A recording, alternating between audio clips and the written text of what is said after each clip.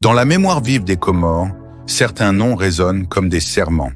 Mohamed Ali Mbalia, fils de Hassenje Ouachili, et de ceux dont l'écho traverse les générations. Il n'était pas simplement un homme, mais un flambeau, un père parmi les pères de l'indépendance, un infatigable défenseur de la dignité comorienne. Dès l'aube de sa jeunesse, le combat fut sa voix.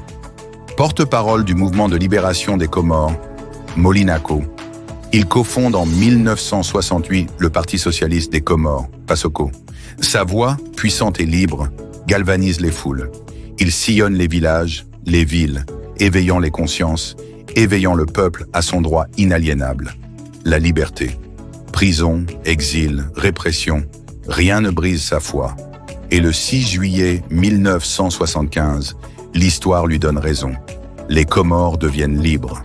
Mais Mbalia ne s'arrête pas à la conquête de la souveraineté. Il croit que l'indépendance n'est réelle que si elle s'enracine dans l'esprit. Il ouvre alors des écoles gratuites pour les démunis, les orphelins, les oubliés. Chaque établissement porte un nom sacré. Le 6 juillet, souvenir vivant de l'émancipation.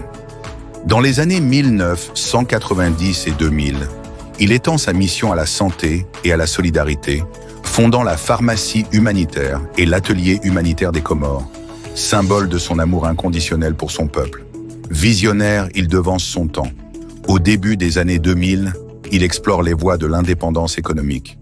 Avec Cheikh Abdou Swamad Ben Aïdarous, il fonde l'IREX, recherchant dans les profondeurs marines le souffle de demain. En 1990, il ose l'impossible. Il devient le premier Ouachilien candidat à la présidence des Comores. Battu aux urnes mais jamais à genoux, il sera brièvement ministre de l'Environnement, fidèle à sa ligne, servir toujours. Mbalia, c'était aussi la parole qui enseigne, qui éclaire. Il fut un orateur d'exception, un grand tribun. Sur les ondes de Radio Kartala, il partageait son savoir, appelant la jeunesse à se lever. À ceux qui subissent l'injustice, il laissait ces mots brûlants.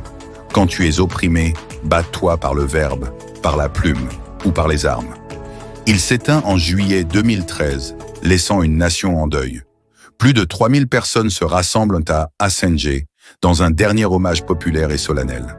La prière mortuaire, célébrée en plein air, scelle l'adieu d'un peuple à son héros. L'État, reconnaissant, lui rend hommage national, et son fils aîné reçoit la médaille du Croissant Vert, témoin du devoir accompli. Mohamed Ali Mbalia n'a pas simplement vécu l'histoire, il l'a façonnée. Et dans le cœur des Comoriens, il demeure éternel.